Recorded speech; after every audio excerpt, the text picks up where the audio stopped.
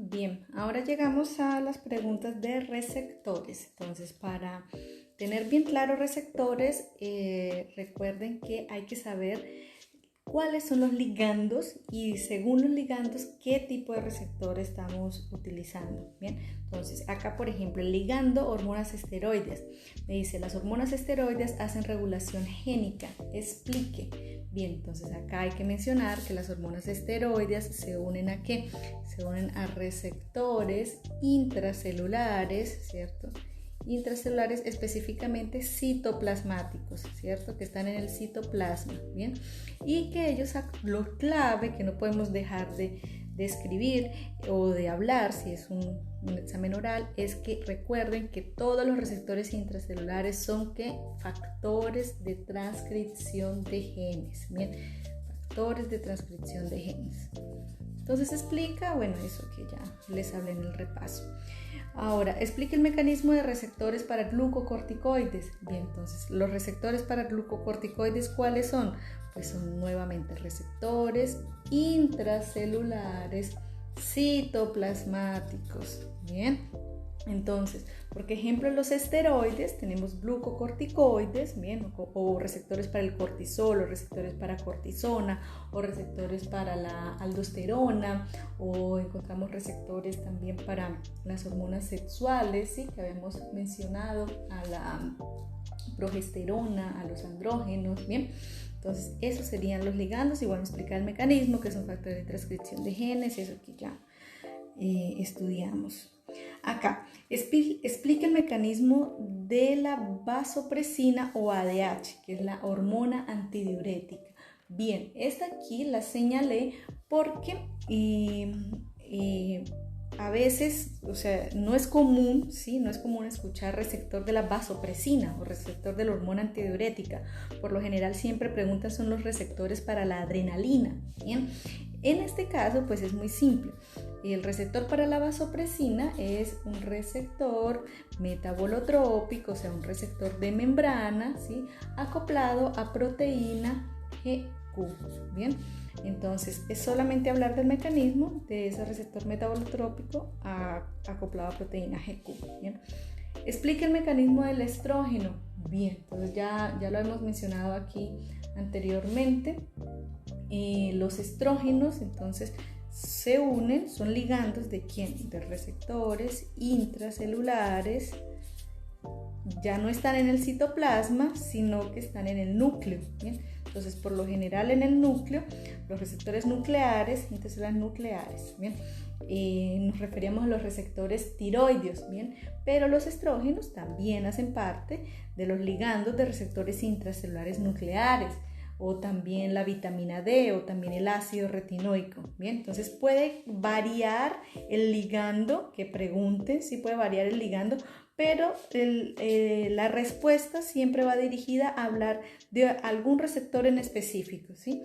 De algún receptor en específico. Y siempre que hablemos de receptores intracelulares, siempre hay que escribir que ellos actúan como factores de transcripción de genes. Bien, esa es las palabras que no pueden dejar de hablar o de escribir.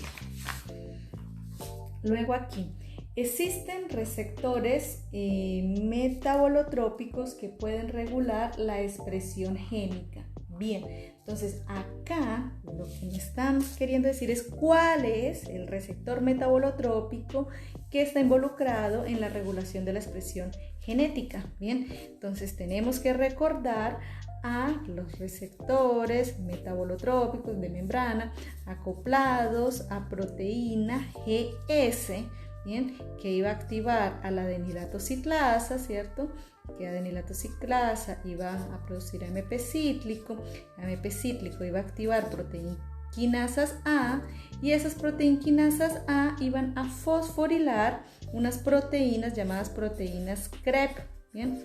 Y esas proteínas CREP, al fosforilarse, ellas actúan como factores de transcripción de genes, ¿bien? Entonces esas proteínas CREP se van a dirigir hacia el núcleo, ¿bien? Y en el núcleo Y en el núcleo ellas se van a unir a las secuencias de ADN, ¿sí? Las CREB fosforiladas. Bueno, ellas se dimerizan, bien, eso ya lo hablamos, se dimerizan y se unen y actúan entonces en el control, en la regulación o en la modulación de la expresión de genes. Entonces, acá lo clave es mencionar a estos receptores, ¿cierto? Que van a activar aquí a estas proteínas CREB por fosforilación por acción de las proteínquinasas A. Bien.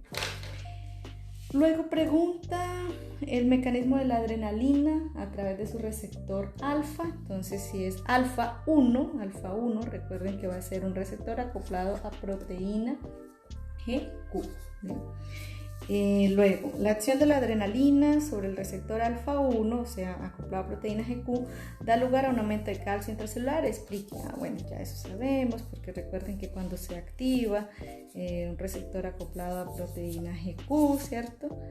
Se va a ir a activar una fosfolipasa C que va a dar origen a diacilglicerol y a inositol trifosfato que va hacia el retículo endoplásmico, y en el retículo endoplásmico va a favorecer ¿qué? La salida de calcio. Entonces es para explicar todo el calcio intracelular, porque es el calcio que está almacenado aquí. Bien, por eso es calcio intracelular. Entonces es explicar este mecanismo que ya hablamos.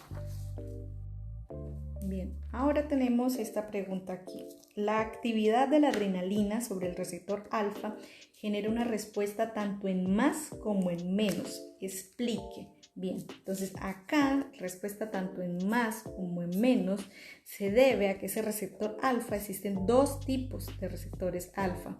Receptor alfa 1, ¿cierto? Que va a estar receptor alfa 1 y receptor alfa 2. Bien. Sabemos que el receptor alfa 1 va a estar acoplado a proteína GQ, mientras que el receptor alfa 2 va a estar acoplado a proteína GI. ¿Bien? Y cuando se estimula, cuando la adrenalina se une a un receptor alfa 1 acoplado a proteína GQ, ¿qué va a ocurrir? Pues va a aumentar el calcio, ¿cierto? Intracelular. Y esto va a favorecer la activación de ¿quién? De proteínquinasas A, de proteínquinasas C, dependientes de calcio, ¿bien? C. Mientras que cuando se activa, cuando la adrenalina se une a receptores acoplados a proteína GI, esa proteína GI que va a hacer disminuir el AMP cíclico. Y si disminuye el AMP cíclico, pues disminuye la activación de proteínquinasas A, que son dependientes de AMP cíclico. Bien, entonces esto aquí sería la respuesta en más, ¿sí? Porque se activan, se aumenta calcio, se activan las quinasas C, mientras que esta aquí sería la respuesta en menos, ¿bien? Porque disminuye ATP y disminuye la activación de proteínquinasas dependientes de AMP cíclico. Bien. Ahora, ¿por qué la inhibición de fosfodiesterasas producen proteínas fosforiladas? Bien, recordemos que las fosfodiesterasas son enzimas que hacen lo siguiente. Ellas transforman moléculas cíclicas, como por ejemplo, ellas transforman AMP cíclico en AMP lineal, ¿cierto? Y o transforman el GMP cíclico en GMP lineal. Bien, entonces si yo inhibo la fosfodiesterasa, si esta fosfodiesterasa no lleva a cabo su función, ¿qué va a ocurrir? Aumenta AMP cíclico, aumenta GMP cíclico. ¿Y ellos qué son? Ellos son reguladores alostéricos positivos de las quinasas, de proteínas que fosforilan, de las proteínquinasas A, dependientes de AMP cíclico, y de las proteínquinasas G, dependientes de GMP cíclico. Bien. Ahora, esta pregunta es parecida. Dice, ¿por qué la presencia de fosfodiesterasas disminuye las proteínas fosforiladas? Bien, entonces acá, ¿por qué disminuye? Porque las fosfodiesterasas, ¿qué van a hacer? Van a transformar las moléculas cíclicas en moléculas lineales, y al transformarlas en moléculas lineales no va a ocurrir la activación de las proteínquinasas A, de las proteínquinasas G. O sea, y estas proteínquinasas no van a fosforilar proteínas, porque las quinasas fosforilan proteínas.